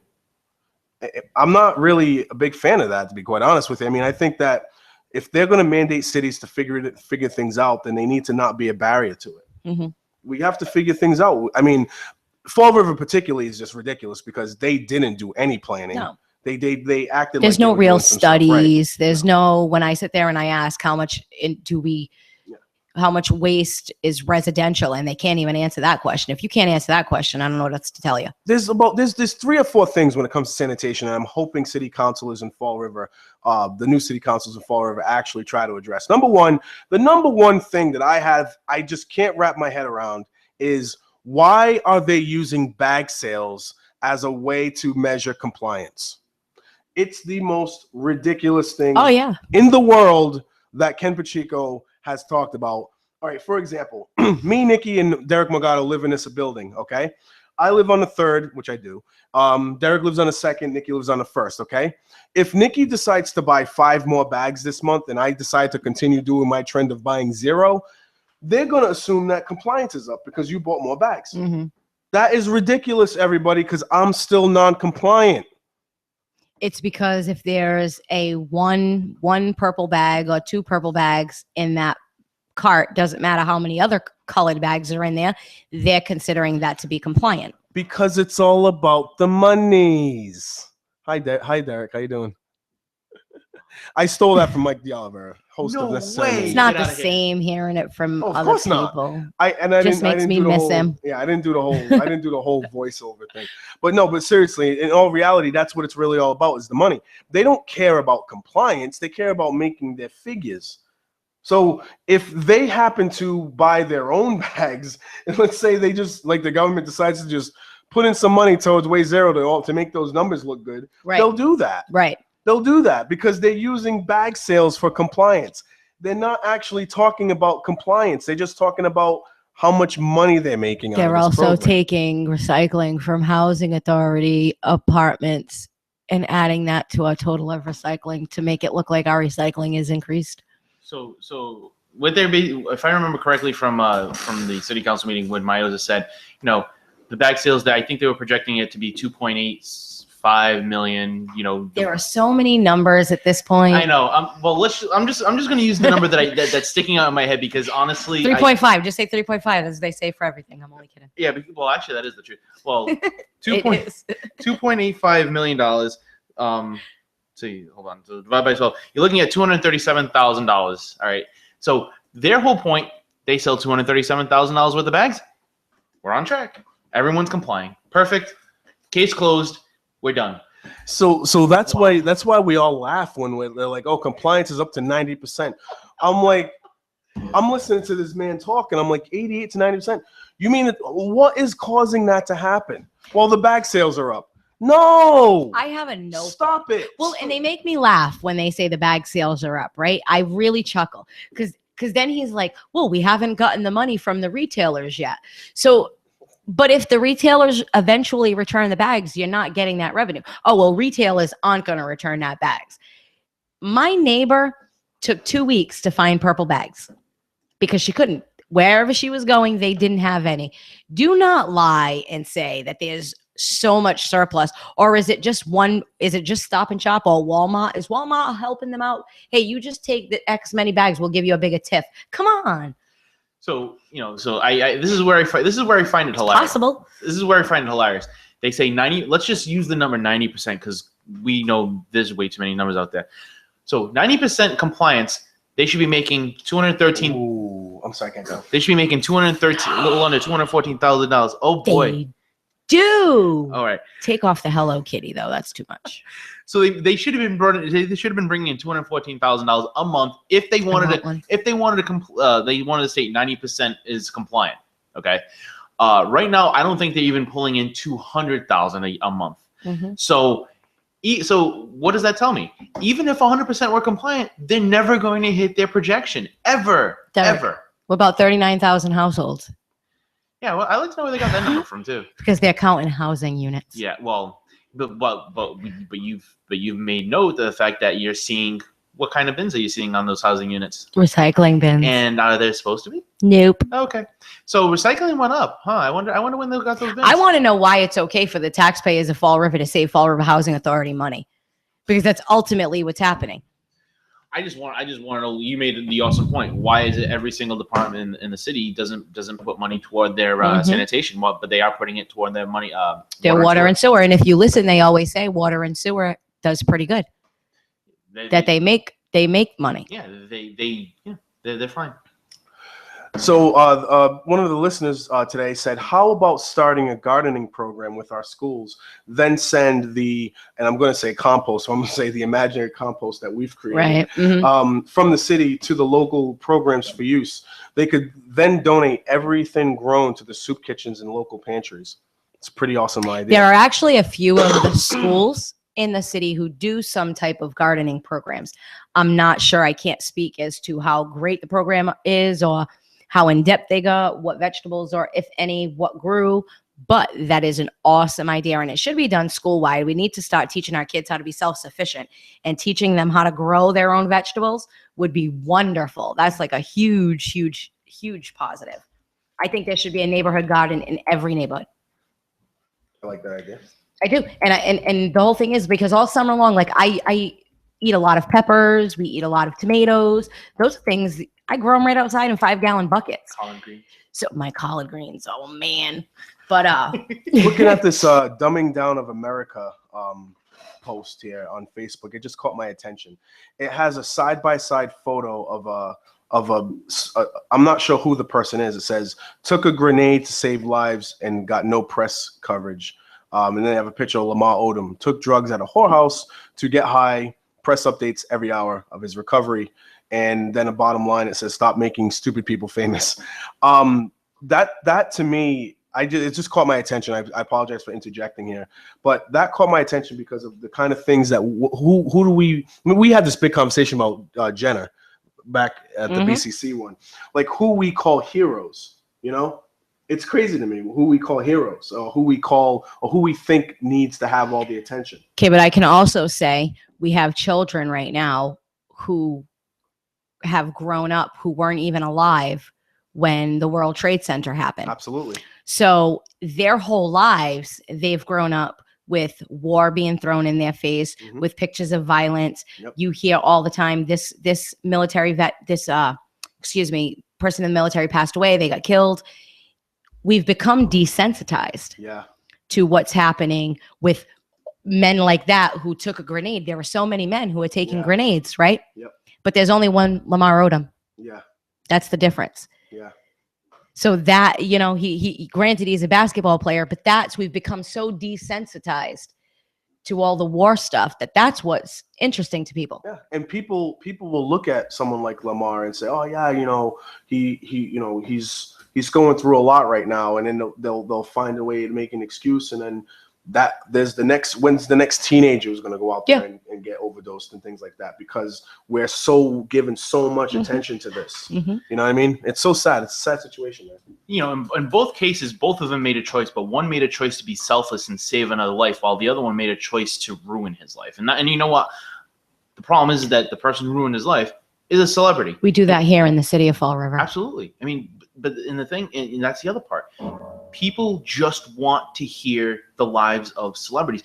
These people that risk their lives on the daily, we don't hear anything about them until something bad happens, and then that's even if we hear it. This we hear, oh, he's in a coma. He's still in a coma. He's waking up. Oh, his ex-wife and his ex-mother-in-law made it to the hospital. They're with him. She's hysterical. I mean, stop. Twitter updates. I apologize for interjecting. No, I was also sorry. There was also another post on who were your heroes, and I actually answered it.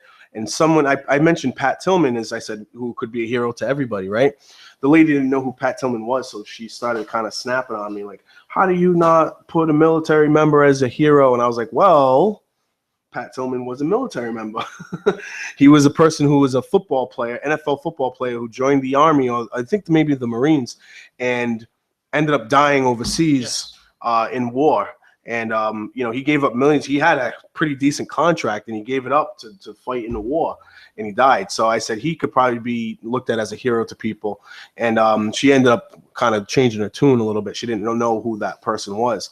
So it's interesting how you say, like, generations pass, and these heroes, these real heroes, in my opinion, they kind of get lost in the mix because all we keep on caring about is who's the next celebrity overdose, who's the next celebrity weight loss, who's the next celebrity pregnant. But again, because it's become desensitized. We live in a world where there is war. We hear every day. You turn on the news, that's all you're seeing. This person got killed. This person that person got killed. This person got killed, and that's what they're going to show is Lamar. Everybody wants to pay attention to Lamar. We live in the city of Fall River where we have a high rate of drug use, and yet the city celebrates not the whole entire group of people who became clean, but they celebrate celebrity who became clean. Yeah. Not the regular residents, the celebrity. And then take a look at the news. I mean, the news is even worse. I mean, all you keep hearing is this happened, this bad thing happened, crime, accidents, fires, and all this stuff. And then every so often, not even every day, you spend the last 3 minutes of a newscast in the brighter side of news. I mean, people, I mean, I understand it's you know, this world is not a great place. I mean, it's definitely, you know, there's definitely a lot of bad things that go on though, but when you have to struggle to find that bright side of the news, when are you going to change? Perfect transition, everybody. Perfect transition, everybody. I had know about this. I had an article saved for just the last half hour of the show because sometimes we transition. Our show transitions, and I love the way it goes sometimes. But I've been talking about the Gloucester program for a while now. We tried hard to get the chief of police to come onto the show, but we never were able to get a hold of him. I'm sure he's got tons and tons of people trying to get a hold of him. Oh yeah. So, and we're just a little local podcast over here, so I can imagine he's not, we're not on the radar yet. We will be. Maybe someday. So I want to go through some of this. It's a pretty big article, so we're not going to go through the entire thing, but we will say that they're calling it now the Gloucester's Angel Program, where now it's up to 260 people that they've helped in the past 4 months.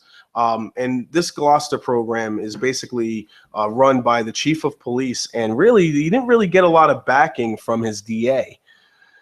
We have some issues with some DAs around these areas. So, Integrity issues. yes, integrity issues. So the Gloucester chief, his name is Leonard Campanello. He decided just to go on Facebook one day and say, hey, if anybody has a drug issue in this area, bring your needles to the police department. You will not be judged. You will not be arrested. Bring your drugs to the police department. Bring everything to the police department, and we will assign you a police officer. And they're calling these police officers angels, to take them to whatever facility that they can to get them help. And instead of treating drug addicts like criminals, they're actually trying to treat them as people that need help, which I think is a pretty amazing situation for the police department to do. I think it takes a huge pressure off people to come clean, literally to come clean. So the next situation here is, what are we going to do in Fall River? Are we going to look at situations like this and try to get something going?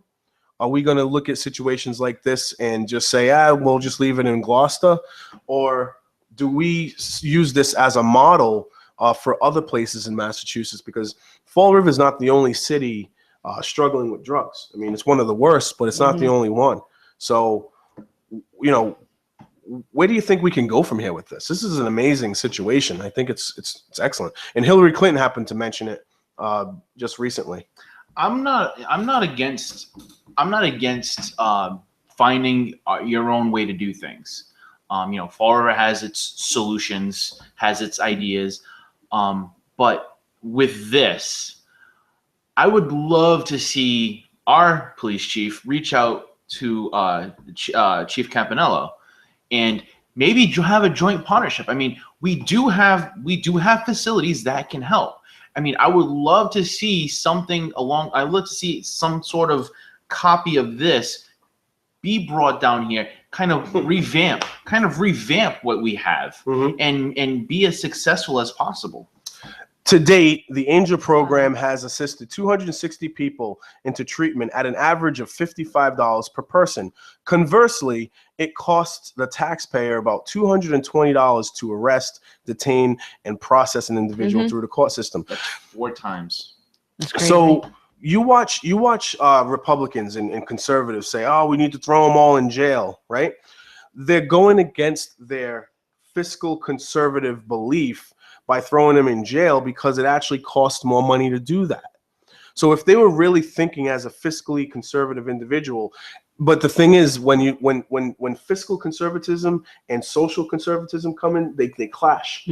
Because sometimes a situation like this, they clash. What's the matter, guys? What's the matter? No. All right. No, because they clash, because the social side of it is, oh, throw them all in jail, right?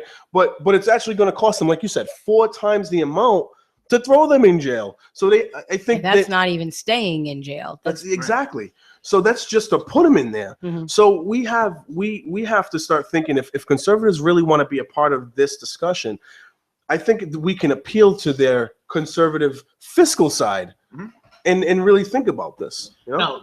Now this goes back to when the mayor said, well, we established a drug court.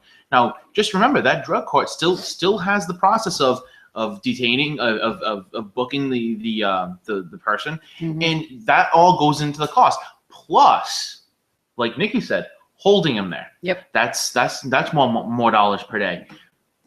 You have this program that costs 25% of that, and like I said, and it will be less because of the detaining costs if you eliminate it when you add those in.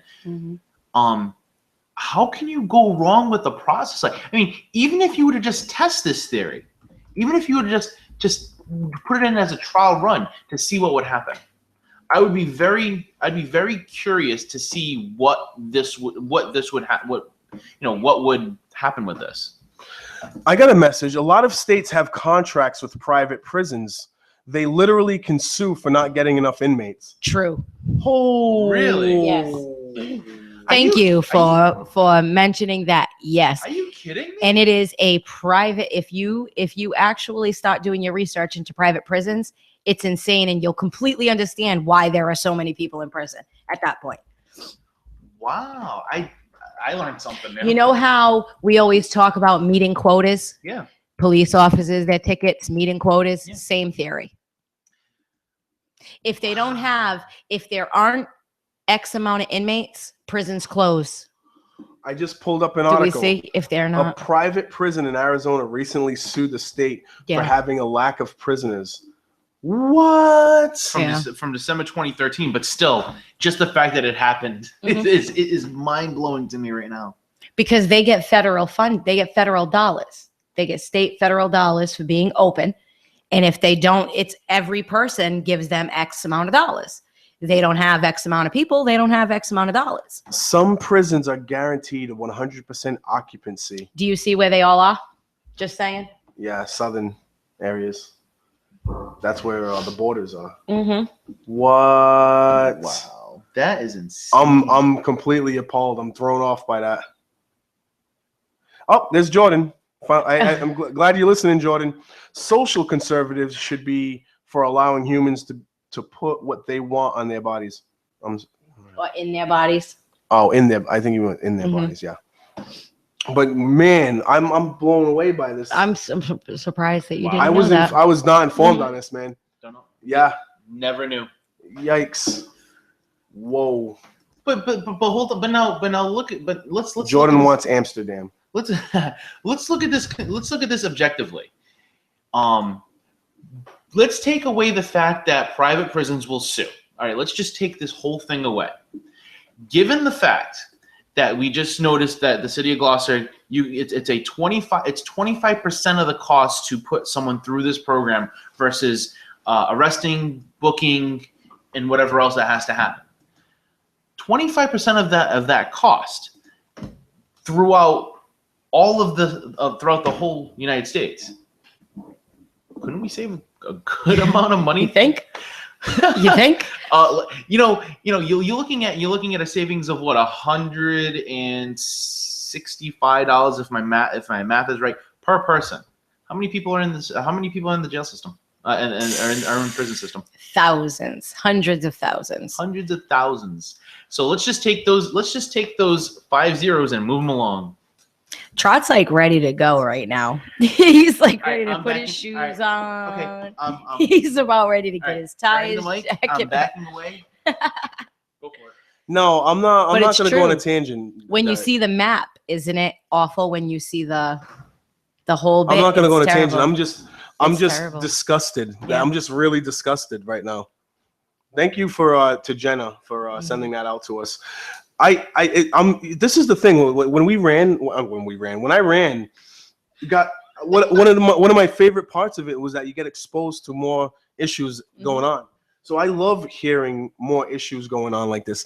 For now talk about privatization and everything. That's capitalism going wrong. Mm-hmm.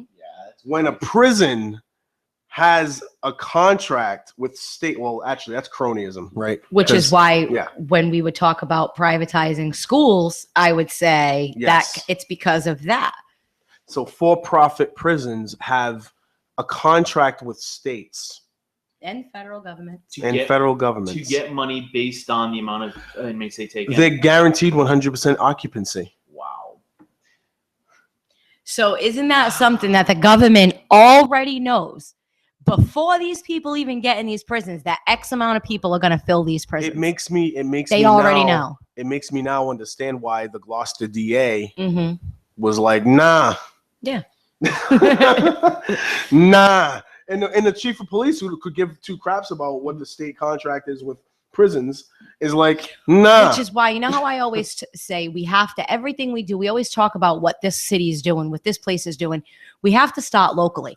We can't worry about wide range problems unless we hit it Absolutely. locally first. Once we hit it locally, then it can spread It can out. expand, yeah.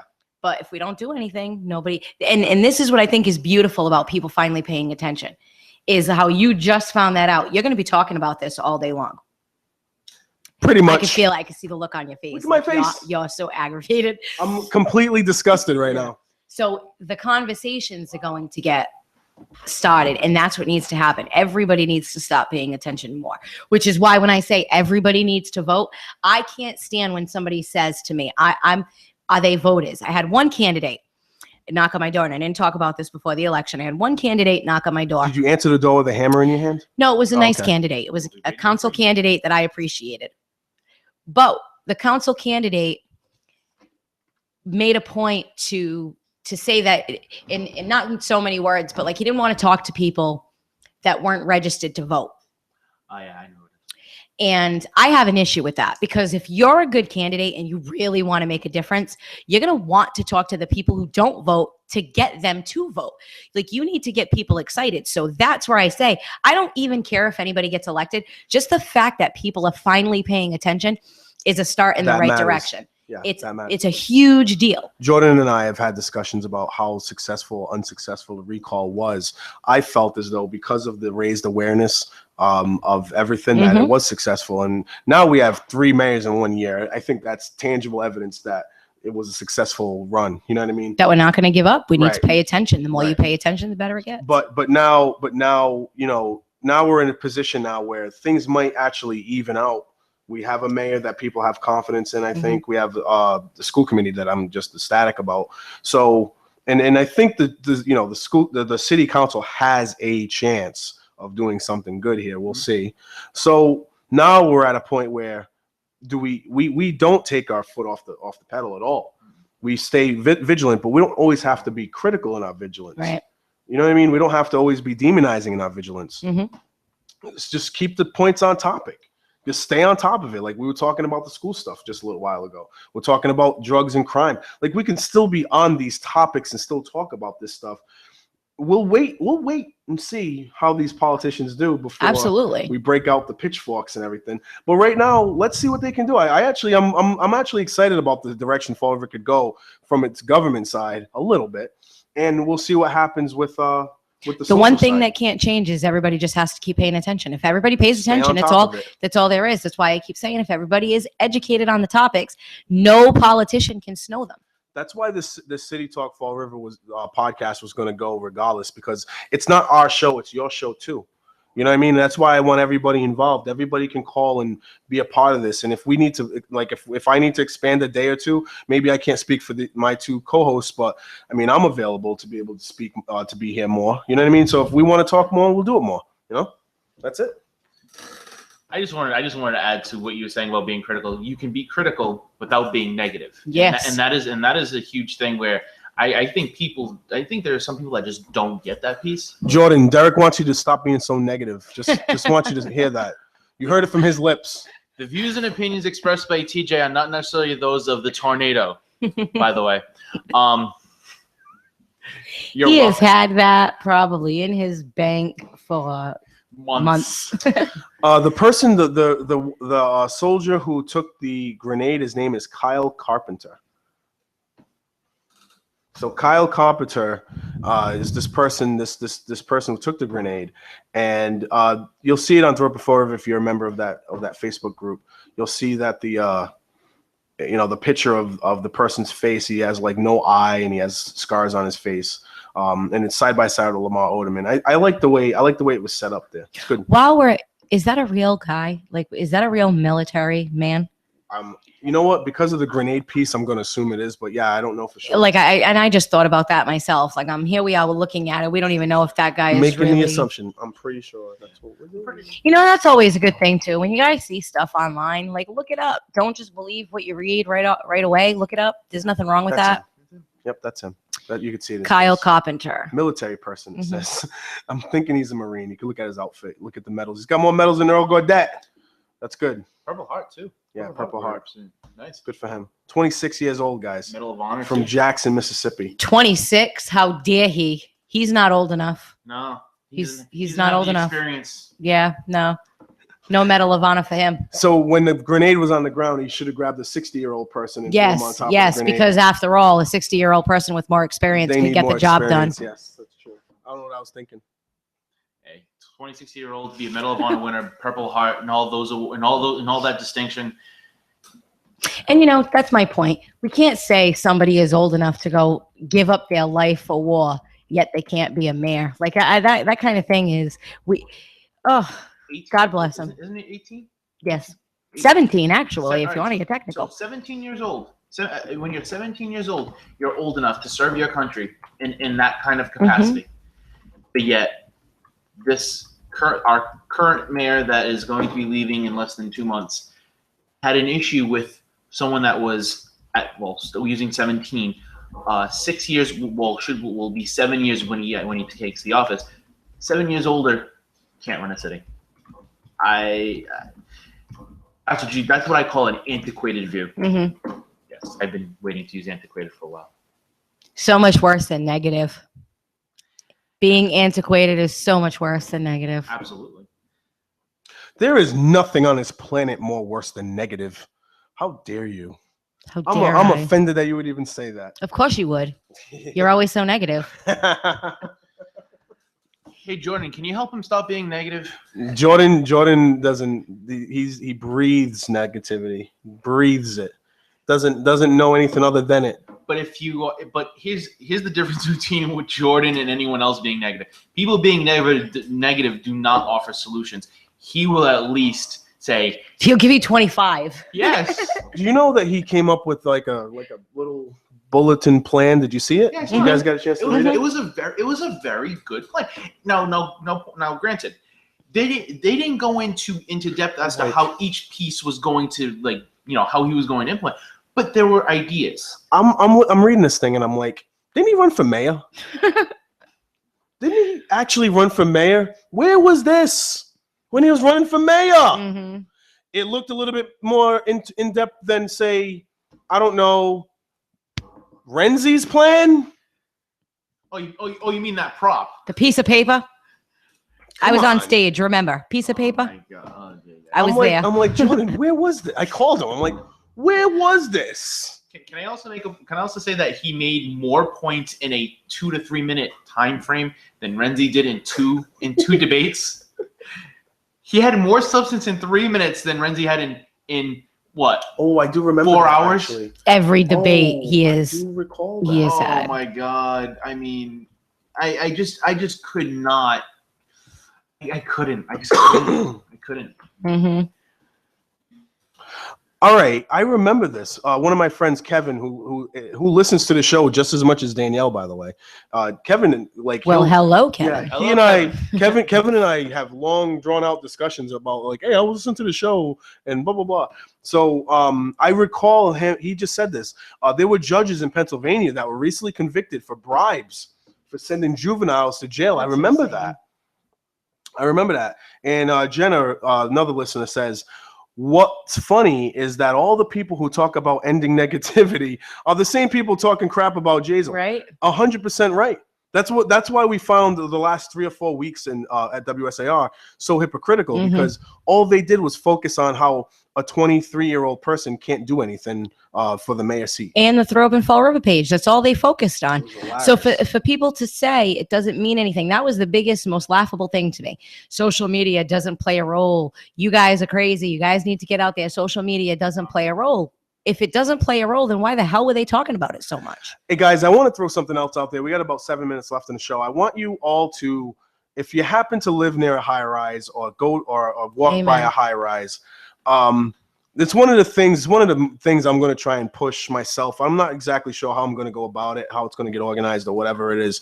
But I know that when I got to run, I got exposed to something that really kind of hit me. Elderly people are in tears. No, seriously, this is serious. Like, these people are in tears. Like, they didn't have any security in any of their buildings, like nothing. So these people are getting their apartments broken into. Yeah. These people are some of these people are disabled, elderly. They're getting their apartments broken into. The people are, possibly getting mugged or trying to get mugged and attacked in the hallways. We really should be looking out for our elderly people and our disabled population better than we do. Not just as government, which I think the government's just completely disappointing right now when it comes to that, but also as people. Because you know what happened at Mitchell Apartments? Mitchell Apartments is over near the fork in the road on South Main Street near Tiverton. It's the big high rise there, okay? I go there and they start telling me about the security problems in there, how people are putting quarters in the doorways, coming in at all hours of the day, selling drugs, breaking into people's apartments. And what really got me upset was the residents of that building decided to try to band together to have their own civilian security system there. Okay. They were going to do that. Some of these elderly people were going to volunteer to watch the doors. And the woman who, I forgot her name, but the woman who is sort of the point person told them they can't do it, that they'll be evicted if they make any noise about it. And so this woman is standing in front of me crying about how there's no security in these buildings. So I really hope that if any of you guys listen and care about your communities at all, that you talk to whoever you need to talk to a police officer, say, hey, can you come by Mitchell at least, today and just check the doors to make sure they're not propped open? I can't remember the name. I honestly can't remember the name. Or Olivera Apartments, which is another place, or Doolin Apartments.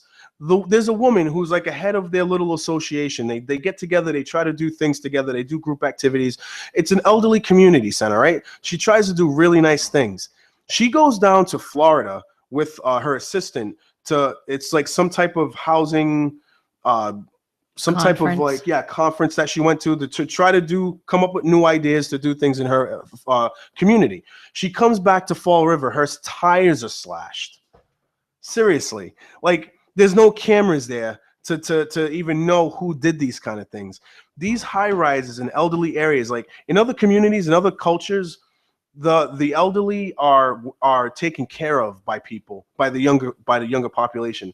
In America, they're pushed to the wayside, and now by our government, then and Dave Sullivan and whoever you want to call it, the housing authority, whoever it is that's out there, they don't want to take care of these people. They feel as though allocation of funding is more important in other areas. Where? I have no idea. Maybe to pay for the private trash service that they got. I don't know. Yeah. But the bottom line is we need to hold them accountable. So whoever can be held accountable needs to be held accountable. But in the meantime, just help an old lady across the street or an old elderly person across the street. Okay, not just ladies. Damn it, say hello. Say hello. Do something. If our government's not going to make our community better, then we have to stand up and do it ourselves. Because honestly, I'm completely disgusted by the information that Jenna gave me about the prisons. My goodness. But we have stuff right here in Fall River that we can look at and be disgusted about ourselves right now. So if people are failing, if they're failing us, if the people you elected and the people that your tax money goes to is failing you, then stand up and do something about it, because this is ridiculous. It's absolutely insane ridiculous. Thank you, Derek, for my time for my rant. I appreciate it. Your tangent. My tangent. So we have a few minutes left, guys. TJ's tangent. I'm all done. I'm kind of out of the tangented out. But I did find the article. That was well, it wasn't a Huffington Post, but I did find another one that was, I think it was like Mint Media or whatever it was, I forget. But 28 years for that's disgusting. For putting kids in for putting kids away. Kids. We're not talking about drug dealers. We're not talking about anything like that. We're not talking about criminals. We're not talking about kids. You remember one time when people thought children were our future? "Quote unquote" kids for cash. That was That's disgusting. That to me is just I have no words. Just like he was disgusted about prisons getting kickbacks, I'm disgusted about this. You're putting kids away for no reason, just because you're getting money for it. And you know what's worse is a lot of the kids that end up getting put away are children who don't have parents at home, children who already have hard lives. I could imagine. Oh, and if you read the article, it actually mentions that the judge that got sentenced for this took over $1 million over the duration. Wow. It was over $1 million that he pretty much took. I'm gonna lose it right now. Wow. I swear to you, I'm gonna lose it. I'm gonna just back up. No, you don't have to back up, Derek. I'm just saying I'm gonna lose it. It's just awful when you really do think about it. It's terrible. I hate to, I'm not one to always bring up race, but and I know who the majority of these people like get targeted in these things. Of course. Which It's is why when we were talking about people that have moved into Fall River, like when you were saying Taunton and Boston, it's not even that anymore.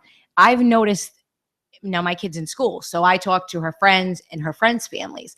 I can honestly say that out of all the friends that she has brought home in the last 2 years, only one is from Fall River. Everybody else is from Providence, Dorchester, Brockton, Pawtucket. We always hear how great Pawtucket's been doing, right? Well, are they doing great because they sent all the poor people who can't afford to live there to Fall River? The good old bucket. You know, that's the thing. So before we go, I just want to say, if he ever gets a chance to listen to our podcast, bless the chief of police in Gloucester. I actually don't know 100% every single detail of that program. There probably are some inefficiencies somewhere. I'm pretty sure of it, because what is perfect? Nothing. So, but I think the effort, I think the effort that the person made in his position of authority to do something like this is a great move in the right direction. So a lot of credit goes out from me to him. So everybody have a great weekend. See you later, everyone. bye.